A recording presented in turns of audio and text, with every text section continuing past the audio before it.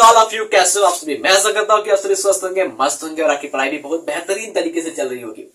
तो आपको पता है कि हमने क्या किया था पिछले क्लासेस में, कक्षा 12 के अंशाल पेपर को हम सॉल्व करा रहे थे। पहले सेट को हमने करा दिया था, दूसरे सेट के एक पार्ट को हमने डाला था। उस पार्ट में हमने क्या किया था, बहुविकल्पी क्वेश्चन को किया था, दूसरे नंबर के क्वेश्चन को किया था, यानी कि जो एक एक नंबर के कुछ लिखने के लिए होते हैं उनको किया था।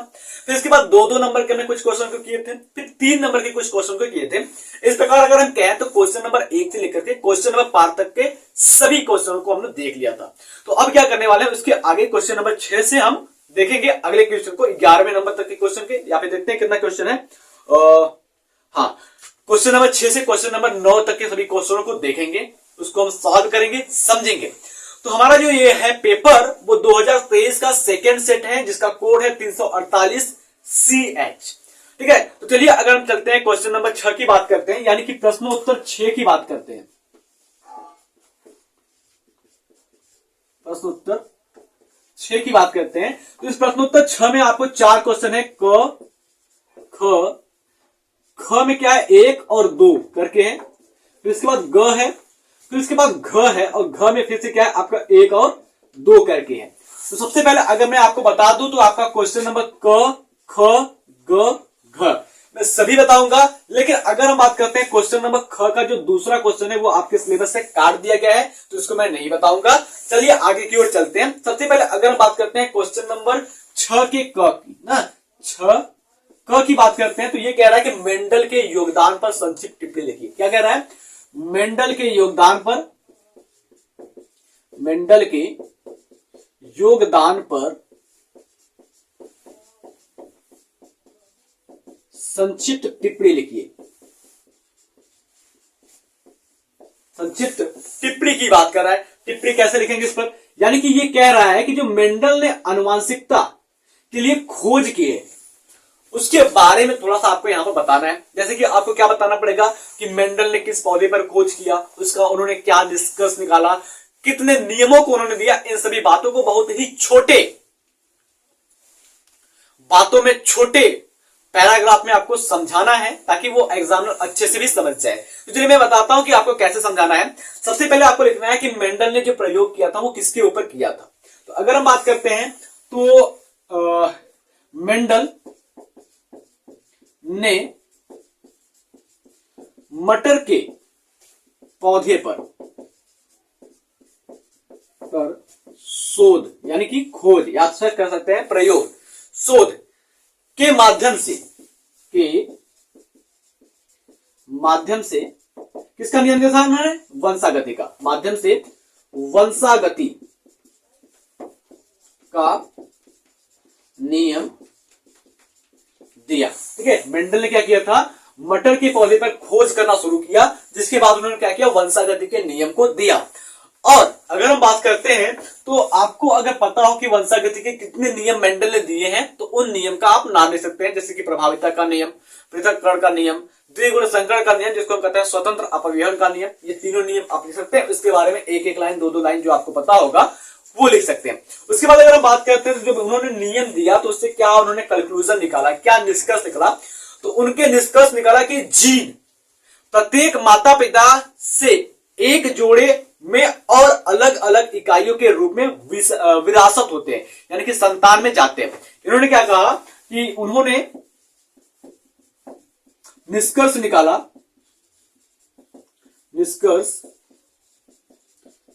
कि जीन माता पिता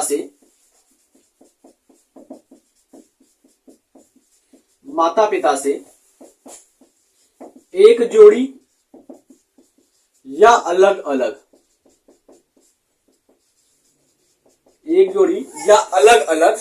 इकाइयों के रूप में संतानों में पहुंचते हैं या विरासित होते हैं।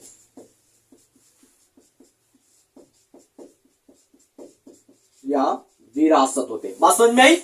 उसके बाद अगर हम बात करते हैं आगे क्या है, इसे हम लिखेंगे कि मेंडल ने माता पिता के जीनों के पृथक्करण और संतान में प्रभावी या अप्रभावी लक्षणों के रूपों में भी देखा और इसके बारे में उन्होंने अध्ययन किया। जैसे उन्होंने सबसे पहले क्या होता था, प्रभाविता के नियम में एक लंबे पौधे और एक बौने पौधे का संकरण कराया था।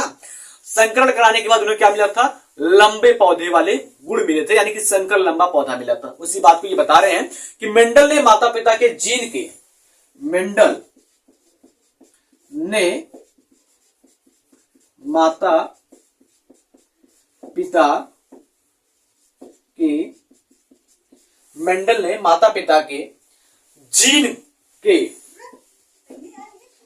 के पृथक्करण और संतानों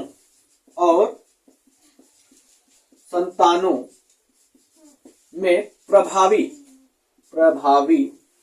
तथा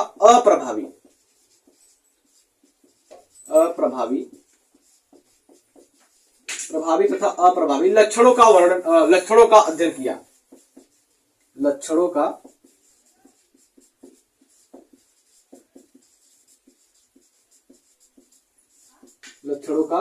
अध्ययन किया। बात समझ में आई? ये है मेंडल के योगदान पर संक्षिप्त टिप्पणी। थोड़ी सी बातों में मैंने आपको ढेर सारा कुछ बता डाला कि मेंडल ने क्या किया था। मटर के पौधे पर खोज किया था। उन्होंने 3 नियम को प्रस्तुत किया, प्रभाविता के नियम को, पृथक्करण के नियम को, स्वतंत्र अपव्यवन के नियम को प्रस्तुत किया। मेंडल ने देखा कि जब माता पिता के जीन जो होते हैं वो पृथक होते हैं तो उनके संतानों में प्रभावी या अप्रभावी रूप में जाकर के विचरित होते हैं या पाए जाते हैं। ये हो गया क्वेश्चन नंबर 6 का पहला, यानी कि क हो गया। आप इसको नोट कर सकते हैं। चलिए अगर हम बात करते हैं क्वेश्चन नंबर 6 यानी कि प्रश्न उत्तर 6 का ख, यानी कि दूसरे प्रश्न की बात करते हैं। तो दूसरा प्रश्न क्या है उसको भी देखते हैं। तो दूसरा प्रश्न क्या है कि निम्नलिखित पर टिप्पणी लिखिए। 2 चीजों पर ये टिप्पणी लिखने को कह रहा है। पहला है समष्टि तथा समुदाय में अंतर लिखने को कह रहा है, ठीक है, सॉरी अंतर लिखना है, समष्टि तथा समुदाय में अंतर लिखना है। दूसरा है शीत निष्क्रियता तथा ग्रीष्म निष्क्रियता। अब अगर हम बात करते हैं शीत निष्क्रियता और ग्रीष्म निष्क्रियता, तो ये आपके आउट ऑफ सिलेबस मेरे से काट दिया गया है। अब अगर हम बात करते हैं तो बचता एक है समष्टि तथा समुदाय। इन दोनों के बारे में बात करते हैं, ठीक है। अब हम बात करते हैं क्वेश्चन नंबर 6वें के ख की।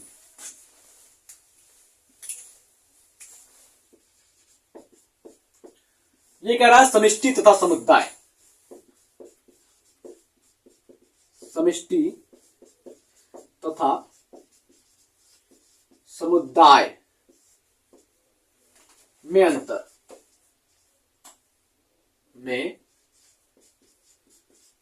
समष्टि तथा समुदाय में अंतर पूछ रहा है।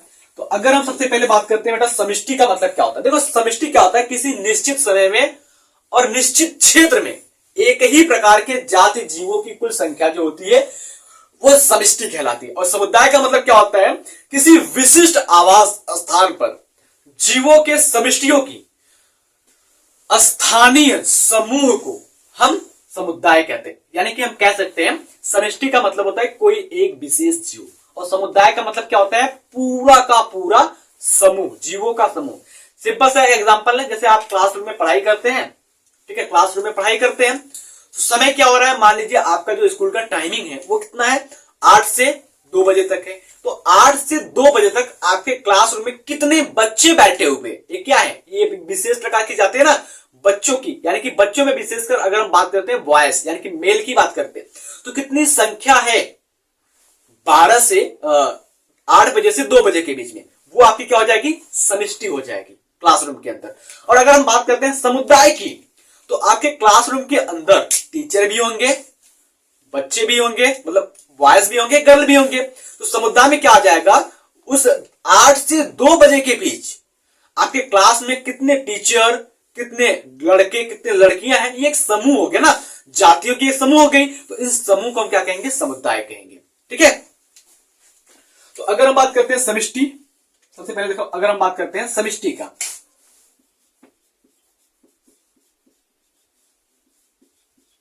समष्टि की बात करते हैं तो समष्टि में क्या होता है, किसी निश्चित समय में, किसी निश्चित समय तथा क्षेत्र में किसी विशेष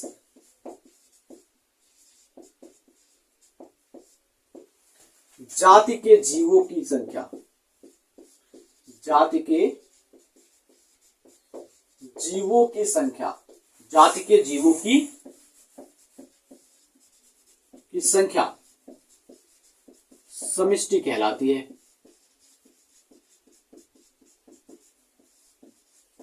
समष्टि कहलाती है। ठीक है, इतना बात समझ में आया। अब अगर हम बात करते हैं समुदाय की,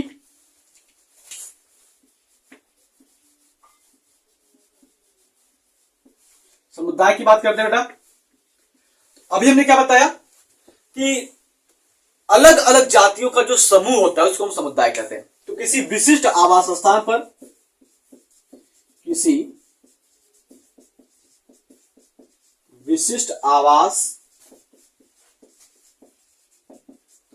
स्थान पर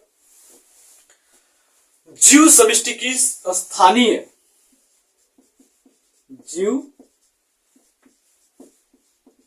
समष्टि, जीव समष्टि कहिए या समष्टि कहिए, समष्टि की स्थानीय संघों की संख्या या संघों का समुदाय, समष्टि की स्थानीय, या हम कह लें सॉरी स्थानीय संघ को समुदाय कहते हैं। बात समझ में आ? स्थानीय संघ को क्या कहते हैं हम? समुदाय कहते हैं। इतनी बातें समझ में आई? तो आई होप आपको ये चीजें भी समझ में आ गई होंगी। चलिए अगर हम बात करते हैं तो हम क्वेश्चन नंबर 6वें के ख के सेकेंड प्रश्न को स्किप कर रहे हैं। उसके बाद आ रहे हैं क्वेश्चन नंबर ग पर, यानी कि बात कर रहे हैं प्रश्न उत्तर 6 का ग।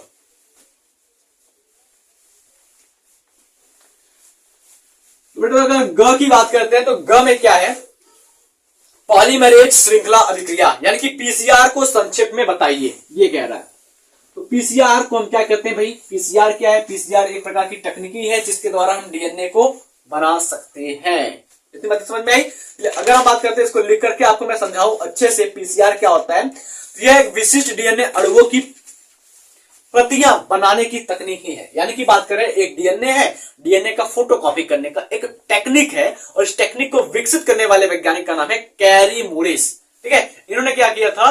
पॉलीमरेज श्रृंखला अभिक्रिया का विकास किया था। उन्होंने सबसे पहले इस चीज को बनाया था और यूज भी किया था कि डीएनए की प्रतिकृति जो होती है वो बन पा रही है कि नहीं बन पा रही है। यानी कि बात करते हैं ग क्वेश्चन की बात करते हैं। ग क्वेश्चन क्या है? पीसीआर।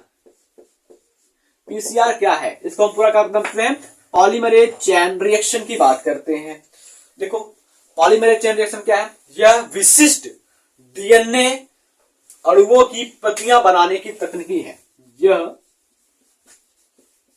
विशिष्ट डीएनए अणुओं की प्रतिकृति बनाने की तकनीकी है। तकनीकी है। इसका विकास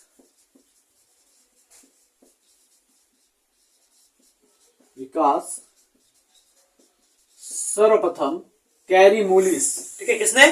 कैरी मूलिस। कैरी मूलिस ने किया था।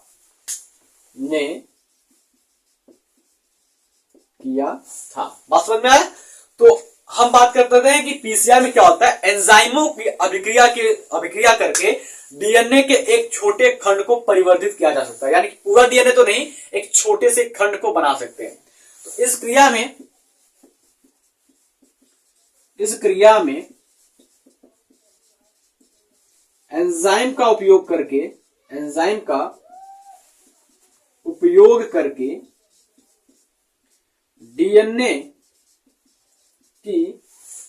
डीएनए की एक छोटी खंड को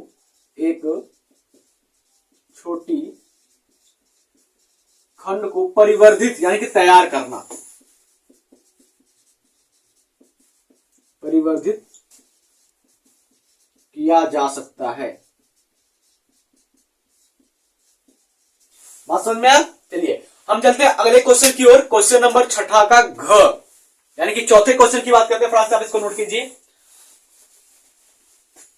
देखो क्वेश्चन ढेर सारा है, समय कम है, आपको सॉल्व करवाना है जल्दी जल्दी की।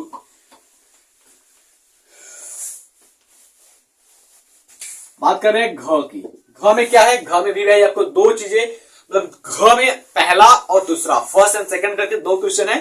पहला है बहुभ्रूणता और दूसरा है फल का निर्माण। यानी कि बात करते हैं घ में पहला जो है वो क्या है, बहुभ्रूणता, और जो दूसरा है वो क्या है, फल का निर्माण। फल का निर्माण बहुत ही आसान क्वेश्चन है, आपको इसका आंसर पता भी होगा, फिर भी मैं बताता हूं। बहुभ्रूणता की बात करते हैं तो बहुभ्रूणता क्या है, एक बीजांड में या बीज में एक से अधिक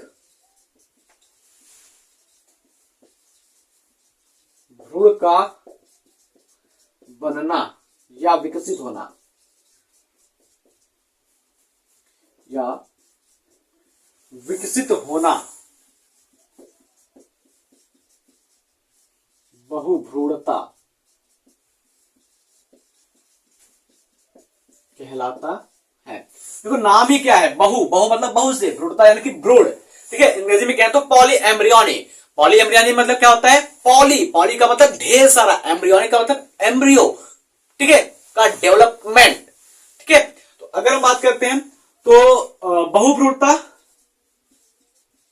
बहुभ्रूणता अनावृत, अनावृत बीजी पादप में एक समान सामान्य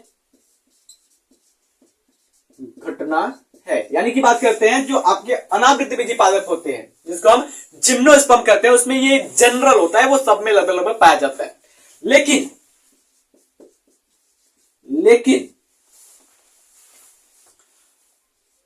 आवृत बीजी पादप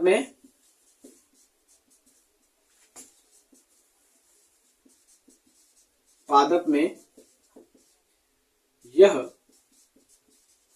बहुत कम होता है,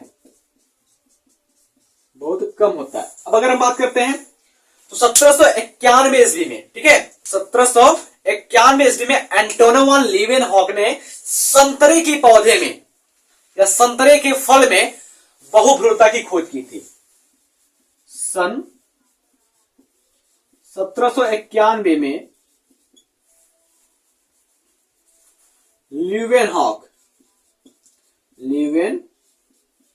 एंटोनी वान लीवेनहॉक पूरा नाम है, लीवेनहॉक ने संतरे में बहुभ्रूणता की खोज की। बात समझ में आई? बहुभ्रूणता क्या होता है, एक ही बीजांड या बीज के अंदर बहुत सारे भ्रूण का विकसित हो जाना बहुभ्रूणता कहलाता है। आवृत बीजी पादप यानी कि एंजियोस्पर्मी प्लांट में ये एक सामान्य घटना है, जबकि जिम्नोस्पर्म में क्या होता है, ये जिम्नोस्पर्म में ये सामान्य घटना है और एंजियोस्पर्म में बहुत ही रेयर देखे जाते हैं। 1791 ईस्वी में एंटोन वान लीवेनहॉक ने क्या किया था, संतरे के पौधे में देख लिया था। चलिए अगर हम बात करते हैं दूसरा यानी कि फल का निर्माण की बात करते हैं तो भैया हम कह सकते हैं दोहरा निषेचन के फलस्वरूप, दोहरा निषेचन के फलस्वरूप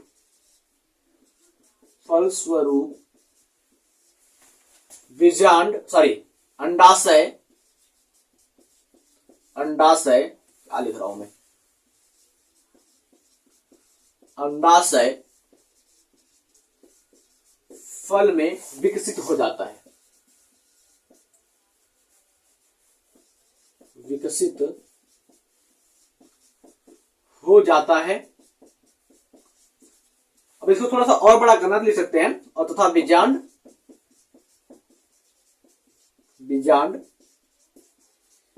बीज में परिवर्तित हो जाता है। या करके हम इसी को लिख सकते हैं परिपक्व अंडाशय को फल करते हैं,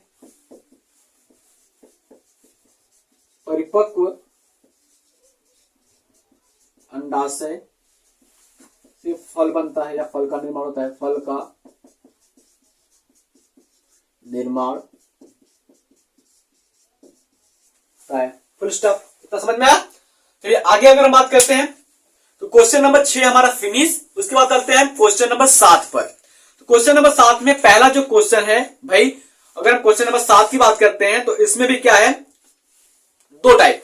यानी कि पहला तो कह रहा है कि आप नर जनतंत्र का सचित्र वर्णन कीजिए, और या करके या अथवा करके लिखा हुआ है निम्नलिखित पर संक्षिप्त टिप्पणी लिखिए। टिप्पणी किस पर लिखना है, प्लेसेंटा का निर्माण कैसे होता है, रेड डाटा बुक क्या है। तो अगर मैं बात करूं आपको, थोड़ी सी जल्दबाजी करने की कोशिश करता हूं, तो यहां पर मैं मानव जनन तंत्र का चित्र बना देता हूं, और अगर इसके वर्णन की बात की जाए तो वर्णन के लिए मैं क्या करता हूं, एक वीडियो का लिंक मैं डिस्क्रिप्शन बॉक्स में डाल दूंगा, तो आप डिटेल से एकदम आराम से 15 मिनट की क्लास में अच्छे से समझ सकते हैं। तो यहां पर मैं पेपर सॉल्व करा रहा हूं, इसलिए थोड़ी सी जल्दी कर रहा हूं मैं। तो हम बात कर रहे हैं प्रश्न उत्तर 7 की। प्रश्न उत्तर 7 की बात करें तो क्या कर रहा है, ये मानव जनन तंत्र, मानव जनन तंत्र का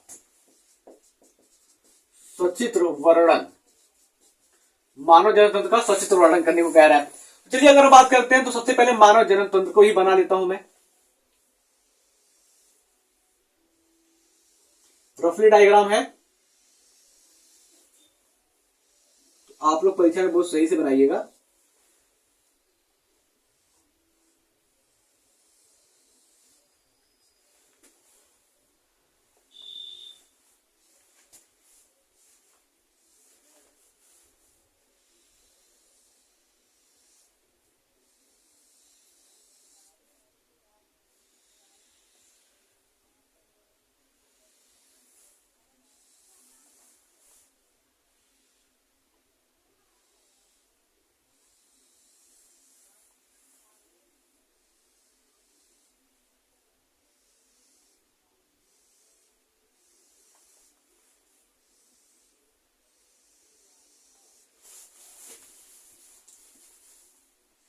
इसी प्रकार से बनता है ना।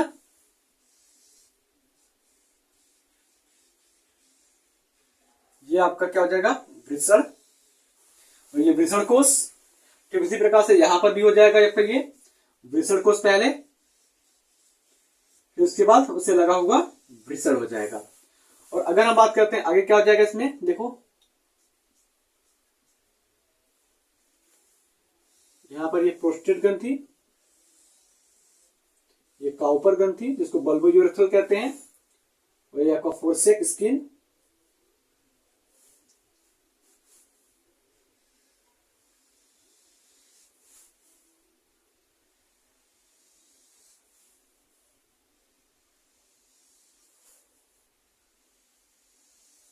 ठीक है।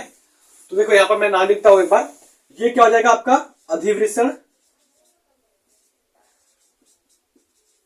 अधिवृषण, ये आपका वृषण है, ये शुक्रवाहिनी, शुक्रवाहिनी, ये आपका शुक्राशय, शुक्राशय, ये आपका मूत्राशय, ये आपका प्रोस्टेट ग्रंथि,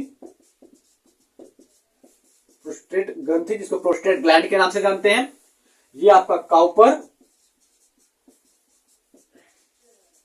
ग्रंथि, ठीक है।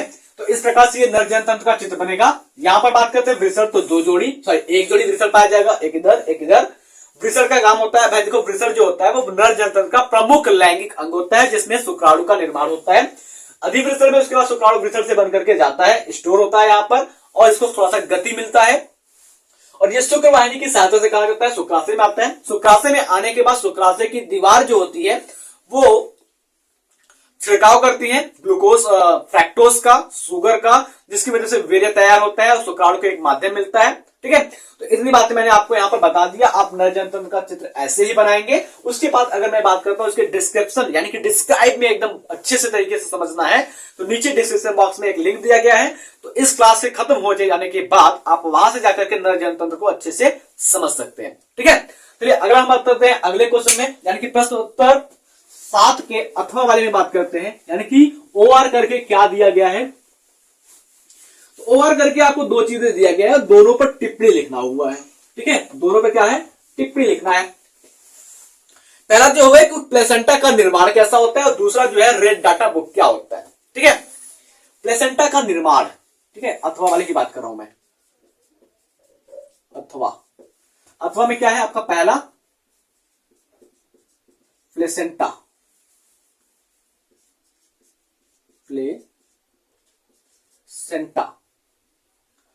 का निर्माण। प्लेसेंटा का निर्माण की बात करता हूं बेटा, देखो प्लेसेंटा जो होता है इसको एक और नाम से जानते हैं।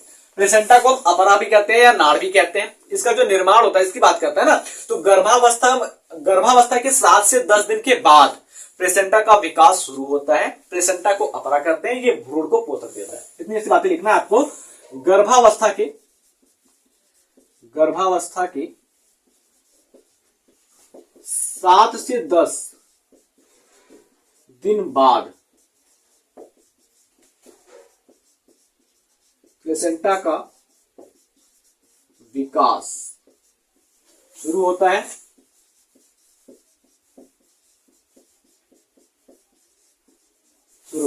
उसके बाद अगर प्लेसेंटा में बात करना चाहें तो प्लेसेंटा को, देखो बेटा यहां पर प्लेसेंटा जो है वो इंग्लिश शब्द है। प्लेसेंटा को अपरा या नाड़ कहते हैं। यह विकसित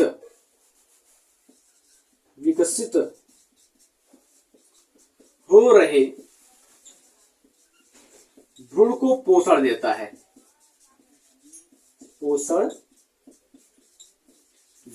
बात समझ में आया? ये आपका हो गया।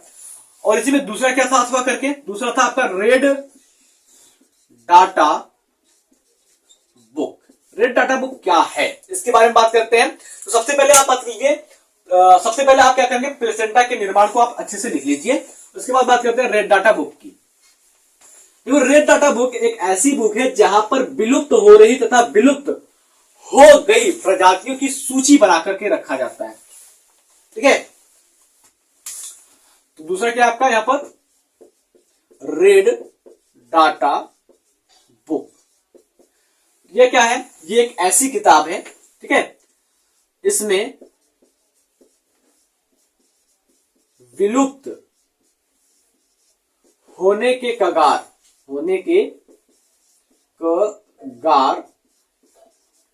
पर तथा विलुप्त जीवों के जातियों की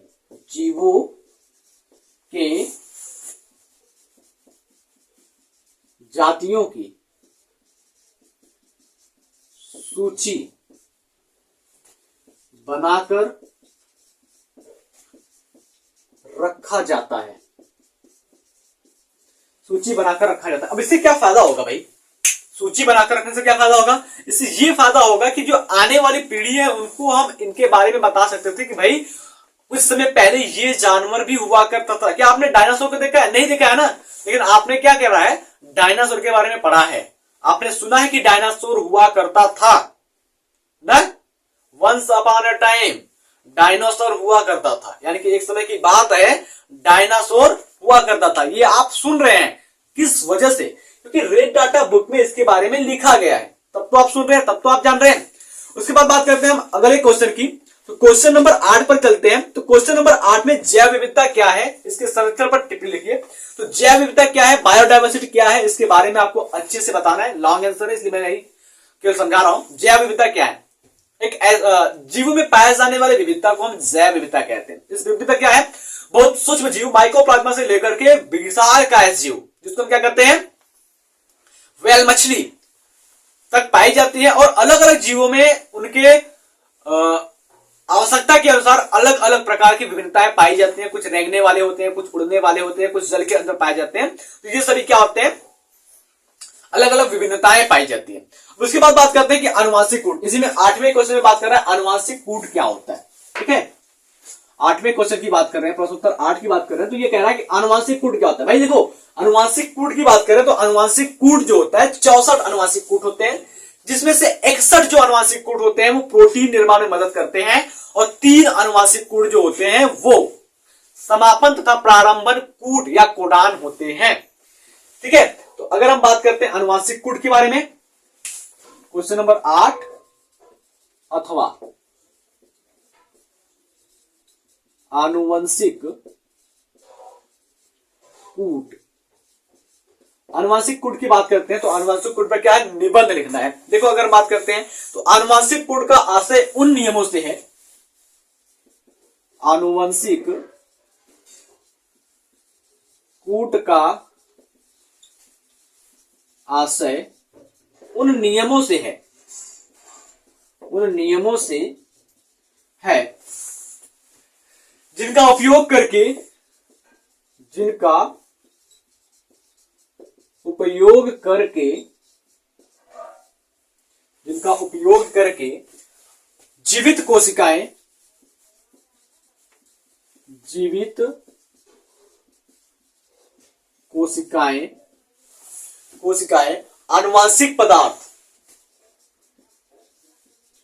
आनुवांशिक पदार्थ डीएनए, आनुवांशिक पदार्थ डीएनए या न्यूक्लियोटाइड ट्रिक, या न्यूक्लियोटाइड ट्रिक का एमआरएनए, का एमआरएनए, न्यूक्लियोटाइड ट्रिक का एमआरएनए अनुक्रम या कोडान को कूटबद्ध, एमआरएनए के कोडान को कूटबद्ध सूचना को प्रोटीन में स्थानांतरित करते हैं, सूचना को प्रोटीन में स्थानांतरित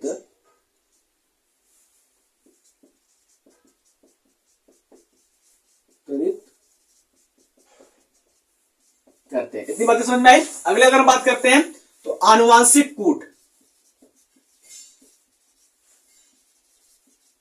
कूट की संख्या कितनी है, 64, जिसमें से 61 प्रोटीन निर्माण में भाग लेते हैं, प्रोटीन निर्माण में भाग लेते हैं, और 3 प्रारंभ तथा समापन, प्रारंभ तथा समापन में, प्रारंभ तथा समापन में। बात समझ में आई। इसके आगे का ढेर सारी बातें हैं, मैं तो पेपर सॉल्व कर रहा हूं, थोड़ी सी बातें मैंने आपको बता दिया, इसी हिसाब से आपको पूरा लिख लेना है। फिर चलते हैं, अगर हम बात करते हैं क्वेश्चन नंबर 9, मानव कल्याण में सूक्ष्म जीव की भूमिका पर निबंध लिखना है। तो भाई जो आपका ह्यूमन वेलफेयर है ना, इसके अंदर जो आपका सूक्ष्म जीव होता है, माइक्रो ऑर्गेनिज्म जो होते हैं, इसका क्या भूमिका है, क्या लाभ है, इसके बारे में बताना है। तो मैं आपको ओरली बता रहा हूं, देखिए लिख देता हूं थोड़ी सी बातें, उसके बाद आप उसी हिसाब से मैं क्या करना है आपको बता देता हूं, तो आप लिखेंगे अच्छे से। मानव कल्याण में सूक्ष्म जीवों की भूमिका, क्वेश्चन क्या है, मानव कल्याण में सूक्ष्म जीवों की भूमिका। क्वेश्चन नंबर 9, मानव कल्याण में सूक्ष्म जीवों की भूमिका, सूक्ष्म जीवों की भूमिका। तो सबसे पहले अगर बात करते हैं, सबसे पहले क्या आ जाएगा, सबसे पहले आ जाएगा खाद्य पदार्थ में, खाद्य पदार्थ। दूसरा क्या आ जाएगा आपका, औषधि, खाद्य पदार्थ और औषधि में बात करते हैं। खाद्य पदार्थ की बात करते हैं बेटा, देखो खाद्य पदार्थ में जैसे हम बात करते हैं दूध से दही, दूध से दही कैसे बनता है, लैब बैक्टीरिया होता है, लैक्टोबैसिलस होता है, इसके अलावा और सारे जीवाणु होते हैं, उसकी बात करते हैं। फिर बात करते हैं दूध से पनीर, दूध से पनीर, इसके बारे में आप लिख सकते हो। एक स्वीज पनीर होता है जिसमें पूरा क्या होता है, छेद होता है, ढेर सारे बैक्टीरिया का उपयोग किया जाता है, सूक्ष्म जीवों का उपयोग किया जाता है दूध से पनीर बनाने के लिए। फिर इसके बाद बात करते हैं औषधि। तो अगर हम बात करते हैं जैसे वैक्सीन हो गया, वैक्सीन बनाने के लिए क्या किया जाता है, सूक्ष्म जीवों का उपयोग किया जाता है। जिस जीवाणु से या जिस सूक्ष्म जीव से हमको रोग उत्पन्न हो रहा है, उसी सूक्ष्म जीव के एंटीजेनिसिटी को निकाल करके हम उपयोग करते हैं रोगों को खत्म करने के लिए। उसके बाद अथवा करके दिया है कि जैव प्रौद्योगिकी क्या है, इसके विभिन्न उपयोगों का वर्णन कीजिए। देखिए अगर हम बात करते हैं जैव प्रौद्योगिकी के बारे में, जिसको हम कहते हैं बायोडाइवर्सिटी की बात करते हैं, तो जैव प्रौद्योगिकी जो होता है भाई, वहां पर जीवों का उपयोग किया जाता है तथा जीवों से प्राप्त होने वाले एंजाइमों का उपयोग करके नए नए प्रकार के चीज बनाए जाते हैं, नए नए प्रकार के बायोलॉजिकल इंस्ट्रूमेंट बनाए जाते हैं। ठीक है, जैव प्रौद्योगिकी के अंदर आनुवांशिक इंजीनियरिंग आता है, जहां पर हम क्या करते हैं, जीनों का कटाक्ष करते हैं, तोड़ फोड़ करके एक रिकॉम्बिनेंट यानी कि पुनर्योगज डीएनए का, पुनर्योगज आनुवांशिक पदार्थ का निर्माण करते हैं, जिस वजह से हम क्या करते हैं, एक नए प्रकार के लक्षण को उत्पन्न करते हैं, रोगों को समाप्त कर सकते हैं। इस चीजों को हम कर सकते हैं जैव प्रौद्योगिकी के अंदर आने वाले आनुवांशिक इंजीनियरिंग का उपयोग करके। तो मैं ऐसा करता हूं कि सेकेंड सेट जो हमने कराया है 2 पार्ट में, वो आपको अच्छे से समझ में आ गया होगा। मिलते हैं आपको अगले क्लास में अगले सेट के साथ, जिसका कोड होगा 348 CI सन 2023 जीव विज्ञान कक्षा 12।